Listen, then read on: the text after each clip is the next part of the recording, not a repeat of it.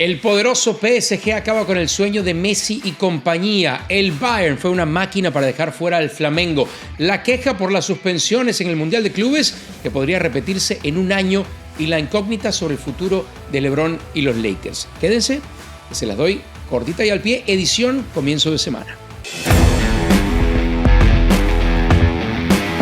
Ahí les va, cortita y al pie. Saludos a todos, feliz comienzo de semana, feliz lunes para los que escuchan, para los que ven a través de YouTube. Siempre me gusta recordarles desde que hace un par de semanas esto se ha convertido en un podcast que está presente en distintas plataformas, que estamos en Spotify, que estamos, cortita y al pie, está también en Apple Podcasts, en YouTube Music como un podcast y el tradicional video aquí en la plataforma de YouTube al que ustedes se han suscrito, en el que ustedes comentan y que me encanta que sigan haciéndolo porque va creciendo poco a poco este espacio.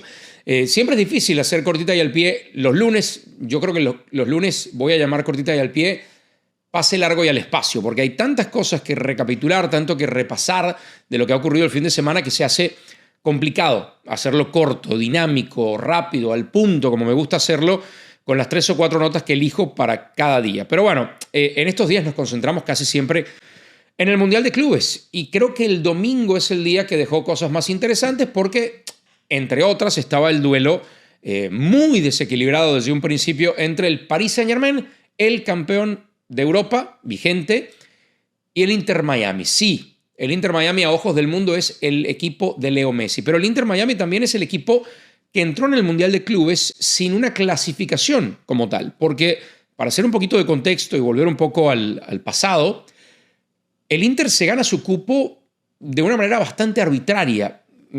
FIFA había dejado en claro cuando estipuló la clasificación del Mundial de Clubes que se iba a reservar, así literal, se iba a reservar un cupo para un club, para un equipo del país sede del Mundial de Clubes, que era Estados Unidos, pero nunca definió cómo se iba a ganar ese cupo, o si es que ese cupo se iba a ganar o se iba a entregar básicamente por decisión de FIFA o de Gianni Infantino. Bueno, a Inter Miami se le dio ese cupo porque fue el mejor equipo de la temporada regular en la MLS. Una liga que tiene, si ustedes no están familiarizados, una temporada regular, pero como buena liga estadounidense, tiene también unos playoffs. Y Miami fue el mejor equipo de la temporada regular, pero fue uno de los peores equipos de los playoffs porque salió en primera ronda, eliminado. Antes de eso, cuando fue el mejor equipo de temporada regular, FIFA aprovechó, había evidentemente un interés porque Miami y Messi estuvieran en el Mundial de Clubes y dijo Miami es el elegido. Bueno, todo esto para poner en contexto lo desequilibrado que era este duelo. De por sí a la MLS le ha costado competir en torneos internacionales, llámese CONCACAF Champions Cup, donde normalmente se estrella contra los equipos mexicanos, o en algún otro torneo similar que haya ocurrido en el pasado. Ni hablemos entonces de competir con el campeón vigente de Europa. Así de desequilibrado era este duelo, pero de alguna manera, al ser la MLS o al ser el Inter Miami el único equipo de la MLS que había avanzado, tener a Leo Messi, tener a Luis Suárez, que dejó algunos destellos de esa grandeza contra el Porto, bueno, había algo de interés en el partido, si bien no creo que nadie que haya visto fútbol en los últimos 2 años o 5 años o 10 años imaginaría que Inter le podía competir al PSG. Y así fue. Muy temprano, minuto 6, el PSG se fue adelante con un gol de Joao Neves en una desatención de la defensa del Inter, que es evidentemente la parte más débil de este equipo, y eso viene explicado por los desbalances que hay en los cuadros de MLS, donde se invierte mucho en los futbolistas designados, a los que se les permite pagar una cantidad fuera del tope presupuestario, y no se invierte tanto en la parte defensiva. Bueno, minuto 6, se va adelante el Paris Saint-Germain, y hasta ahí estaba sacando barato el partido Miami. Es la realidad. Miami estaba llegando casi al final de la primera parte perdiendo 1-0 con un equipo que lo dominaba, pero Miami siendo bastante conservador y no lo ocultó. Mascherano cuando fue a la conferencia de prensa sí dijo, no podemos, tenemos que entender a quién nos enfrentamos, y creo que Miami así planteó el partido, pero aún planteando el partido así, no deja de ser un equipo como este vulnerable frente a un gigante como es el PSG. Minuto 39, llegó el segundo gol, una presión sobre Busquets, que se equivoca, que creo que de los 4 ex-Barcelona es el que está pasando por el momento más flojo dentro del Inter Miami. Pierde un balón, lo recupera Bárcola, la habilitación, llega la pelota a Neves y 2-0 PSG en 39 minutos. Hasta ahí, bueno, 2-0, se va a ir el descanso. No se fue al descanso 2-0. 4-0 terminó el primer tiempo y el segundo tiempo básicamente sobró. Un autogol de Avilés, que tuvo un partido para el olvido, entró por el lesionado Allen. En menos de un minuto en la cancha se ganó una amarilla, metió un autogol. Después Bárcola le hizo una faena fantástica que no terminó en gol porque Óscar Ustari ha sido el mejor futbolista de Inter Miami en este Mundial de Clubes. Y luego el gol de Hakimi sobre los 3 minutos agregados del primer tiempo. Y ya. Y la realidad es que en el segundo tiempo el PSG levantó el pie del acelerador. Esa es la realidad. Y Miami trató de competir. Un buen pase de Leo Messi para Luis Suárez, alguna que otra ocasión en la que Miami medianamente se acercó, pero no le hizo ni cosquillas al PSG. Reviso algunas estadísticas. 19 disparos totales del PSG, 8 de Miami, 67% de posesión del PSG. Grandes oportunidades creadas. Es una estadística que se mide en el fútbol moderno. 9 para el PSG, 1 para Inter Miami. Disparos entre los 3 palos, 9 para el PSG, 3 para Inter Miami. Se fue Inter Miami. Su gran mérito fue hacerle partido al Palmeiras, hacerle un gran partido al Porto y sacar la victoria y ser el único equipo de la MLS que se metió en la siguiente fase. Pero hasta ahí el PSG avanza y el PSG se va a medir al Bayern en la siguiente fase, en la llave que ya habíamos anticipado era la más complicada. ¿Cuál es el futuro de Leo Messi en la MLS? Esto, el Mundial de Clubes, no lo iba a cambiar y no lo va a cambiar. Leo Messi, si me preguntan a mí, y esta es mi especulación, renovará un año más con Inter Miami, va a retirarse a nivel de clubes en Inter Miami y va a jugar en medio de esa última temporada en MLS su último mundial con la selección argentina en territorio estadounidense, un mundial para el que Argentina ya está clasificada. En el tipo de aporte que decida Lionel Scaloni. ¿Titular? ¿Quién sabe? ¿Suplente?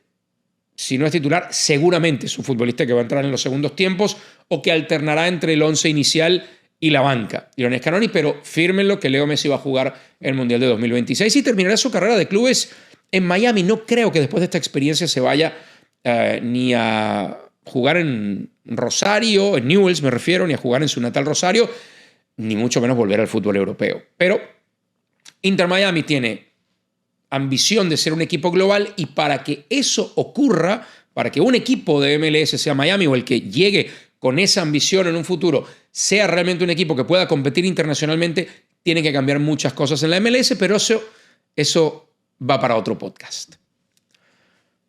Bueno, les decía que ahora el duelo que va a ser muy interesante es ese Bayern Múnich contra Paris Saint-Germain. Se repite la final, hay una especie de revancha de aquella final de 2020 que ganó el Bayern con un gol de Coman, si no recuerdo mal, y con un fantástico Neymar que se quedó a un pasito de la gloria con el PSG. Pero han sido dos de los equipos más dominantes. El Bayern se enfrentó al Flamengo este domingo y creo que empezó a echar un poco por tierra esa tendencia periodística que hubo en la primera ronda, donde mucha gente dijo, es que Sudamérica tranquilamente puede ser superior a Europa en el fútbol, que es un debate que tiene varios ángulos.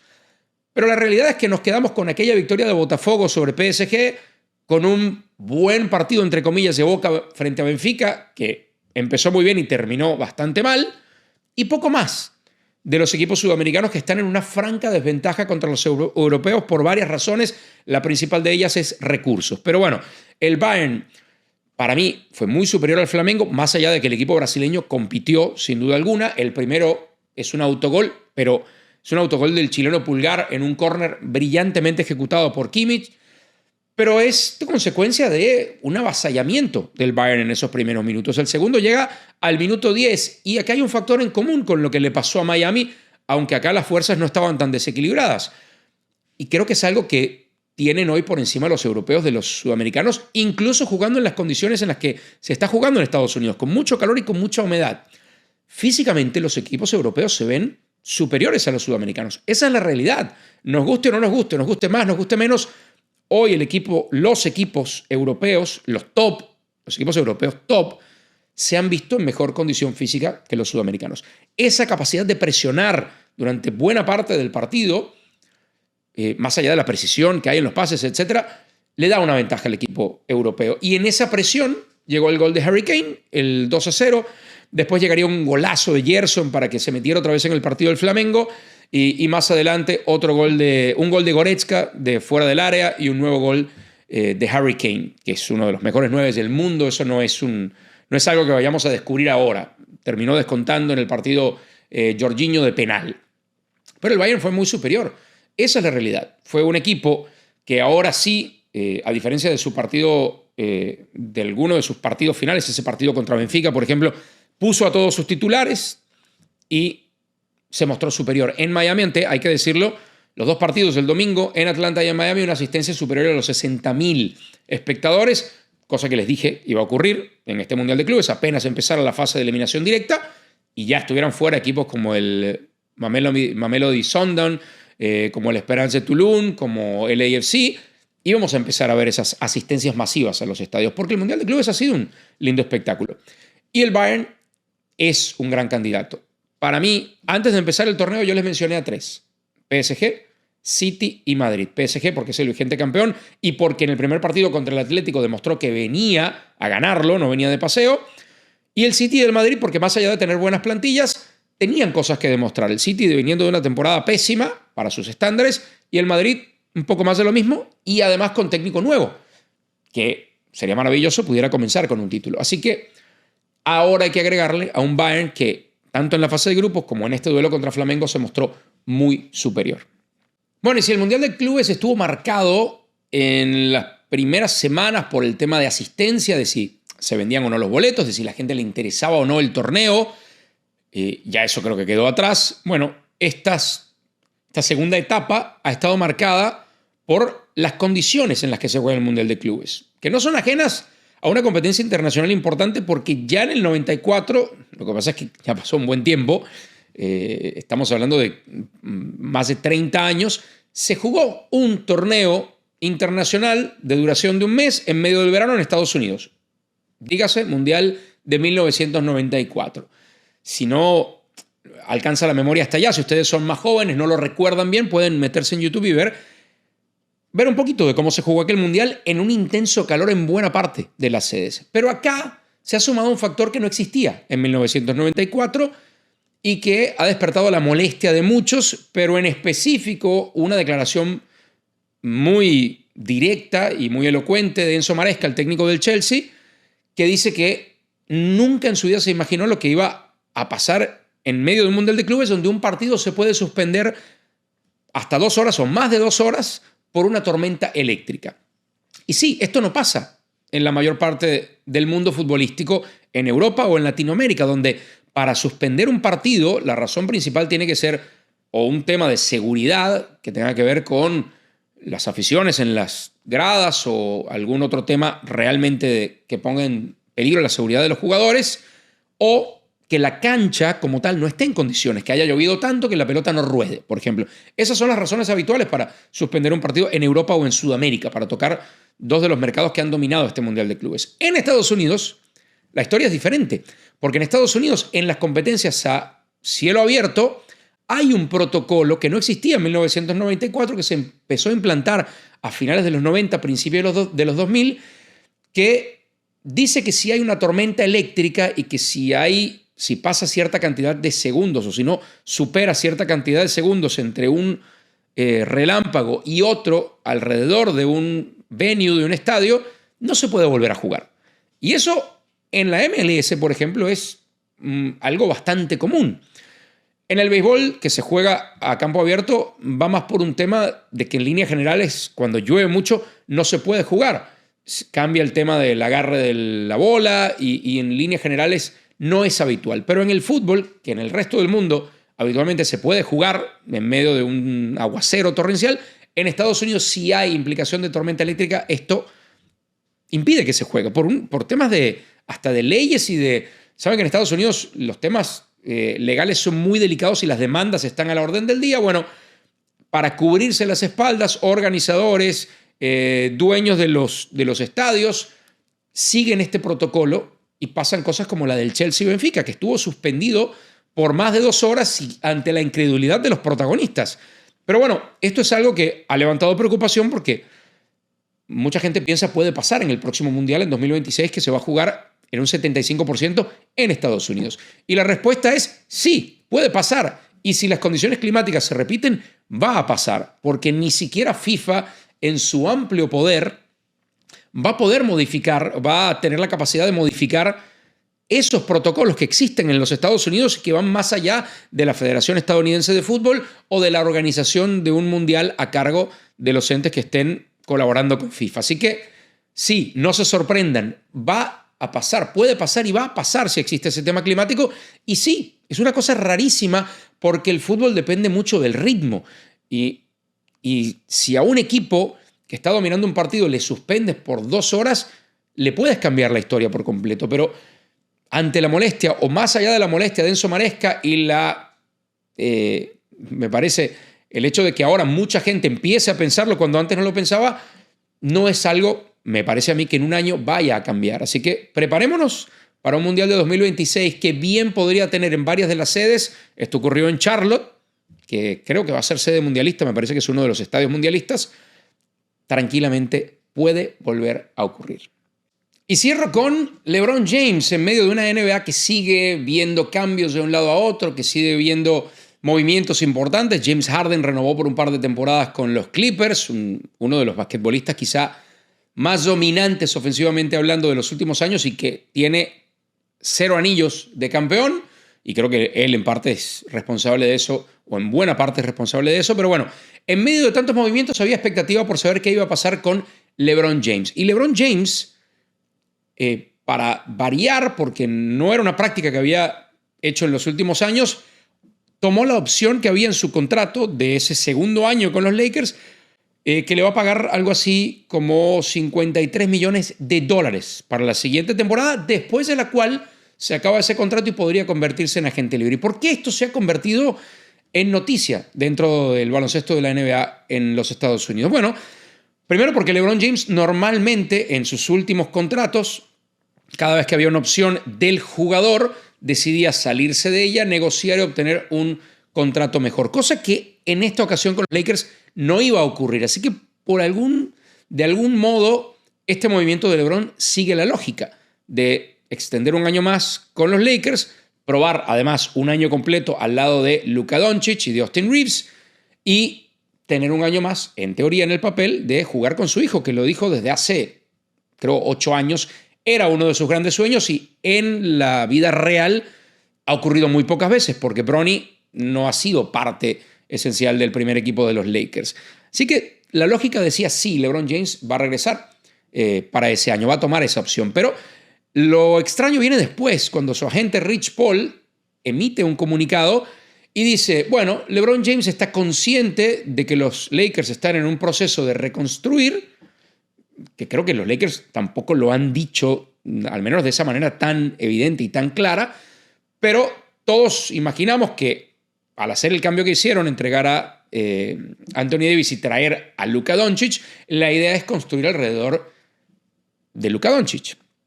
Bueno, pero en ese comunicado dice Rich Paul, el agente de LeBron James, LeBron es consciente de que los Lakers están buscando reconstruir, pero a su vez valora los movimientos que vaya a hacer el equipo porque quiere seguir en un cuadro competitivo. Es decir, renueva, entiende que los Lakers probablemente todavía no estén para competir, pero LeBron quiere seguir compitiendo, es decir, quiere buscar un título más. Es un poco una contradicción, pero la realidad es que económicamente esto era lo que más le convenía a LeBron James y además le da la posibilidad, habiendo tomado esta opción, de en medio de la temporada jugar sus cartas y forzar un cambio. Si es que siente que en algún otro equipo que quiera tenerlo, va a tener él la posibilidad de buscar un título más. Al menos ese 5º título que le acerque un poco más a Michael Jordan, que creo que es un fantasma que le perseguirá el resto de su carrera y que le motiva a tomar algunas de estas decisiones.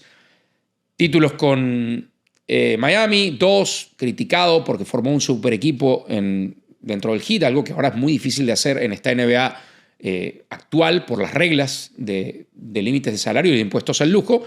Otro título que creo que es el más significativo con los Cavs y un título más con los Lakers en medio de la burbuja de la pandemia, al lado de Anthony Davis, y que para mí, más allá de que fue una temporada extrañísima, tiene muchísimo mérito. Pero después de eso, realmente los Lakers no han vuelto a competir en la NBA y difícilmente, les anticipo, salvo algún movimiento mágico que vaya a hacer la gerencia de los Lakers y Rob Pelinka, tampoco este año los Lakers, me parece, van a ser un candidato en la Conferencia Oeste.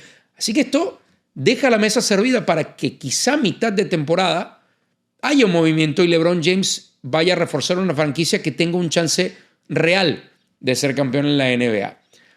Pero yo creo que estamos viendo la próxima temporada, el último año de LeBron James en el baloncesto de la NBA. Y yo creo que eso nos tiene que entristecer a todos, hasta aquellos que siempre comparan a LeBron James con Michael Jordan y que lo terminan viendo como una antítesis de Jordan.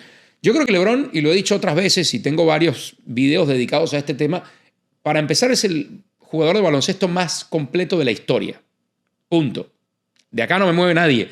Puedo escuchar, puedo leer sus comentarios, pero sigo pensando que LeBron es el jugador más completo de la historia. ¿Es el mejor? Quizá no.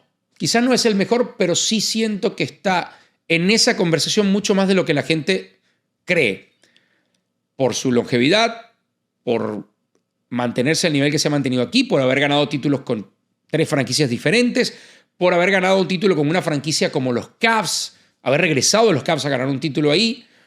Yo creo que tiene muchos méritos para estar en esa conversación junto a Michael Jordan y quizá algún otro.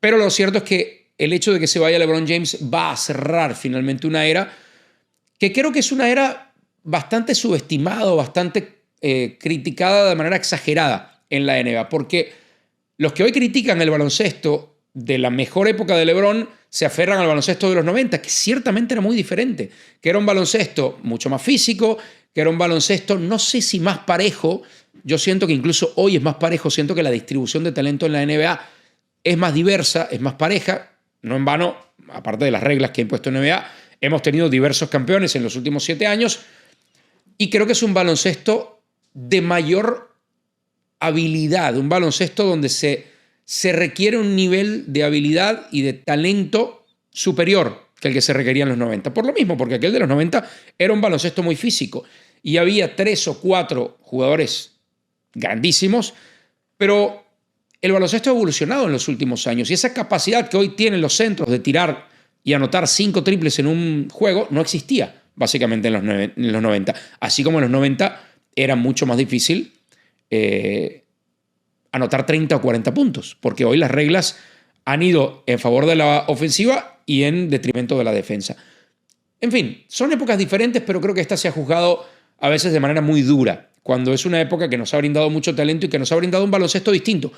Nos guste o no, a mí me gusta, a mí no me disgusta y siento que cada deporte aprende a luchar contra las tendencias. En las grandes ligas hizo falta, aparentemente, que se metiera MLB y cambiara las reglas y, por ejemplo, prohibiera el shift. Pero yo creo que hay cosas que naturalmente se van cambiando de tendencia. En el fútbol lo hemos visto. Hubo una época que todo el mundo quería jugar como el Barça y después hubo una época donde muchos dijeron, no, ¿para qué vamos a jugar con el Barça?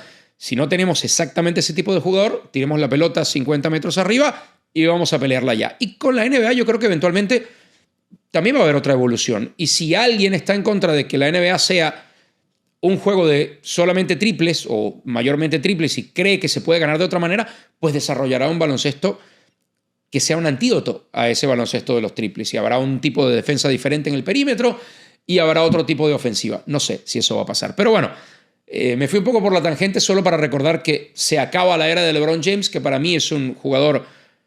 Y pensémoslo así, después de que se fue Jordan, nos guste o no, le guste a mucha gente o no, no hubo otro referente sino LeBron James. Ahí estuvo en el medio Kobe Bryant, sí, valiosísimo. Algunos de sus títulos estuvieron muy ligados a Shaq. Ya luego se independizó, entre comillas, terminó ganando también con Pau Gasol como su Robin, digamos, siendo él el Batman. Pero creo que LeBron es único en la historia del baloncesto y hay que disfrutar. Esa que creo, a lo mejor me equivoco, será la última temporada de LeBron James en la NBA. Llegó al final, cortita y al pie o larga y al espacio, como quieran. De nuevo contento porque estamos en YouTube, estamos en Spotify, estamos en Apple Music. en Apple Podcast, en YouTube Music, y mucha gente ha empezado a seguirnos en estas plataformas, ha empezado a escribir, y esto va a seguir creciendo. Así que ya saben, de lunes a viernes, tempranito, cortita y al pie, cuento con ustedes y su interacción con sus mensajes, que es lo que me gusta y es lo que me encanta de esto, que podemos seguir discutiendo y conversando. Yo leo los mensajes, les contesto en la medida que puedo y seguimos con cortita y al pie todos los días en distintas plataformas. Gracias a los que se han suscrito al canal, a los que no lo han hecho, adelante. Cortita y al pie.